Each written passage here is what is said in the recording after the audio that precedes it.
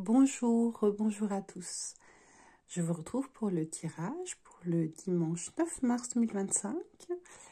Et comme promis dans ma présentation, nous allons travailler avec le Jane Austen Oracle et ce tarot, dont je ne dirai pas le nom parce que mon anglais ne me le permet pas. Et peut-être une petite carte supplémentaire si on a le temps. Voilà. Vous avez le choix entre la pierre de lune et l'obsidienne. Je vous laisse faire votre choix et moi je vais procéder au tirage pendant ce temps-là. Alors, j'ai parcouru, après la présentation, j'ai parcouru le Jane Austen. Franchement, il est très bien écrit. Je vous le recommande.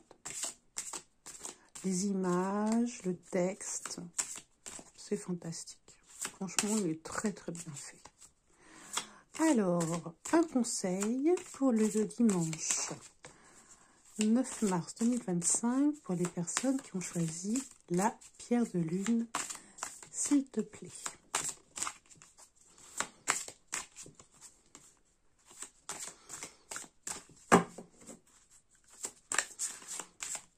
Ah, il est nouveau, faut qu'il se fasse. Hein. On en a une. Un conseil pour les personnes qui ont choisi l'obsidienne pour le dimanche. On en a une aussi. Hop. 9 mars. Au dos du paquet, on a timide et inaccessible. Passer à l'action pour rencontrer de nouvelles personnes. Pour le cristal tarot. Alors, où est-ce que j'ai mis mon cristal tarot? Ah oui. Hop.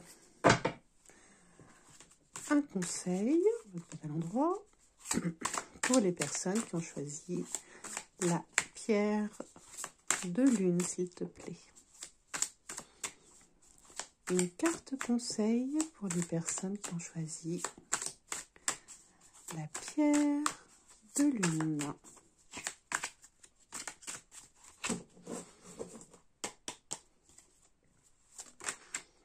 Merci.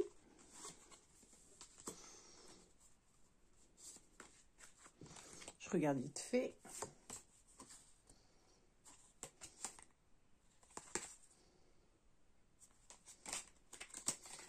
Hop, hop, hop. Voilà. Eh ben, j'en veux qu'une. Pour les personnes qui ont choisi l'obsidienne.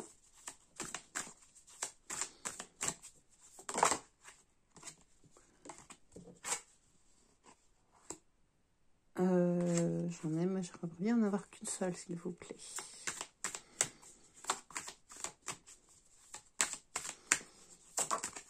Merci.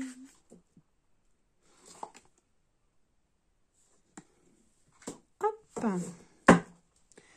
Et en fond, on a eu le 9 de coupe, la réalisation des souhaits.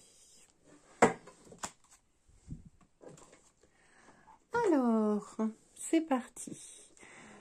Pour les personnes qui ont choisi la pierre de lune, nous avons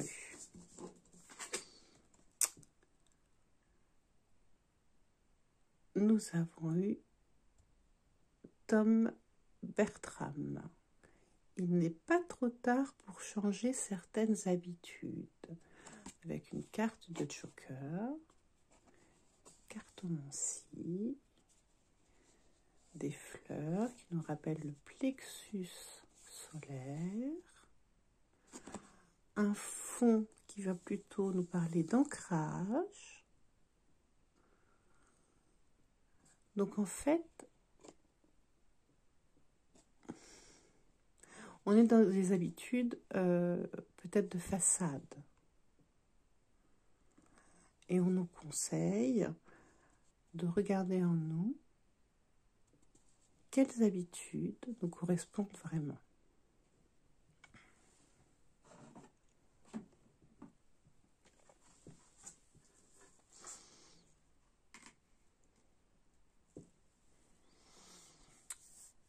C'est intéressant le Joker. C'est à la fois une carte maîtresse, mais c'est aussi une carte de façade. C'est le fou. C'est celui qui fait un petit peu ce qui lui chante, comme il en a envie. Cette carte nous interroge sur ce comportement. Quand on voit la phrase clé, il n'est pas trop tard pour changer certaines habitudes, il se peut que vous repoussiez de bonnes résolutions. Elles sont peut-être justifiées, hein, ces excuses pour repousser vos bonnes résolutions. Après tout, on n'est pas sur Terre non plus pour s'ennuyer tout le temps. Mais un juste milieu pourrait être bénéfique pour vous. Il est temps peut-être de tomber le masque du Joker et puis de reprendre une vie avec des habitudes, des bonnes résolutions. Peut-être céder un petit peu moins à la tentation.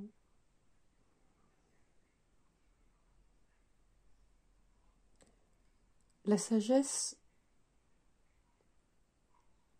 peut rentrer dans votre vie si vous le décidez. Ça ne veut pas dire que vous allez devenir un moine, hein. Non, pas du tout. Mais c'est vrai que ce Joker, il joue. Il joue avec tout.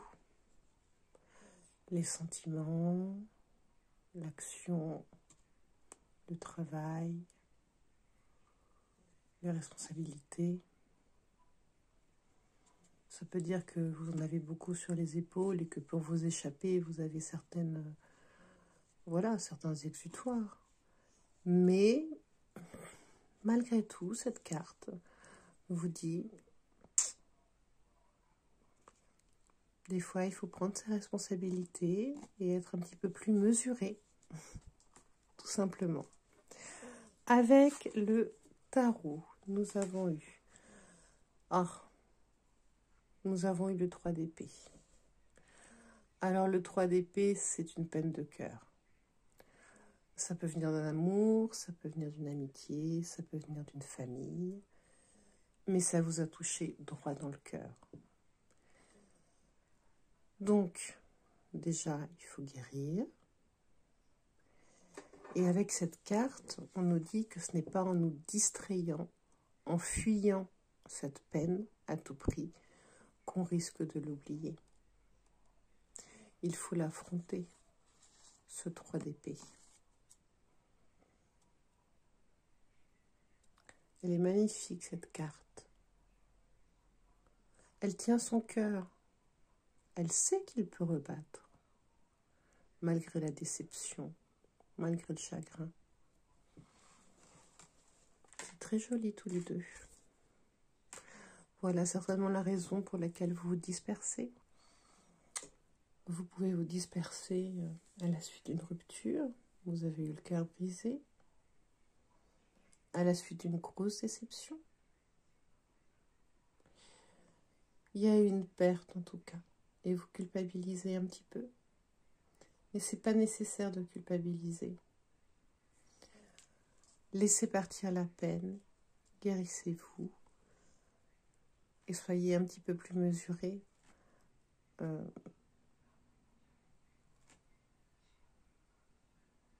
Assumez la peine pour qu'elle puisse s'envoler.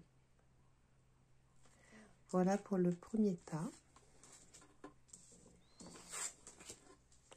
Pour ceux qui ont choisi l'obsidienne, nous avons eu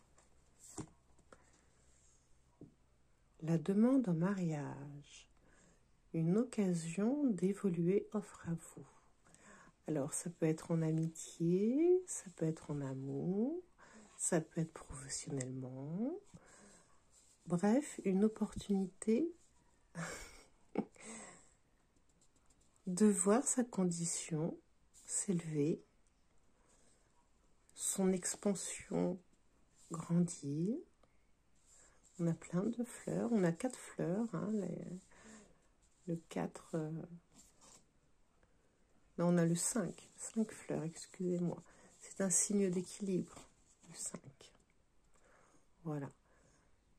Donc, la demande en mariage, c'est une demande de contractualisation qui peut être réelle, comme une demande de mariage, ou qui peut être plus figurée, comme un contrat, une association,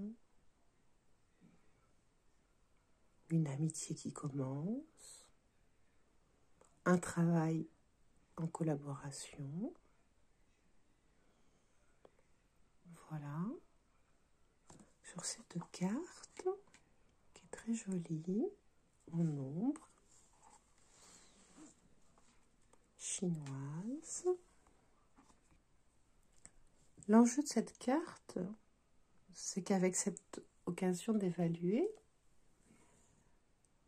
il va falloir qu'on décide si on est prêt au changement ou pas. On peut hésiter, parce que le malheur est aussi une habitude, malgré tout. Donc voilà, on peut avoir un certain doute. On peut être un petit peu angoissé sur ce qui va se passer, parce que c'est un petit peu quand même lâcher les rênes. Mais cette carte nous rassure. Elle nous dit que tout va bien se passer. Donc vous pouvez normalement aménager votre vie d'une nouvelle manière, multiplier vos expériences, multiplier vos contacts,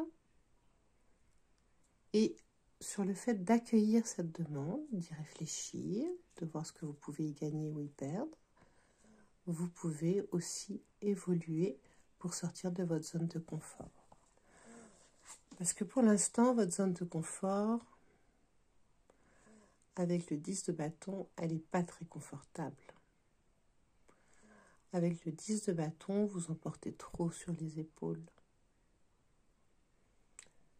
Non seulement vous ne savez pas déléguer, ce qui n'est pas une accusation, parce que je suis la première à avoir du mal à déléguer, mais une constatation. Mais en plus, vous fatiguez, vous, et ce qui vous porte, ce qui vous anime, ce qui vous fait avancer. Donc, cette belle opportunité va vous permettre de partager le fardeau. Et ça, c'est plutôt une bonne nouvelle. Surtout qu'on avait le 9 de coupe en fond de paquet. Donc ça, c'est plutôt pas mal. Le 10 de bâton, c'est avant tout une surcharge. Vous ne pouvez pas aller au-delà. Il va falloir arrêter. C'est normalement la carte du burn-out. Hein. Vous faites attention. Vos résistances sont à bout, tout simplement. Il n'est pas nécessaire d'entreprendre d'autres combats. Il est nécessaire de trouver de l'aide dans un partenariat qui va vous aider à aller plus loin.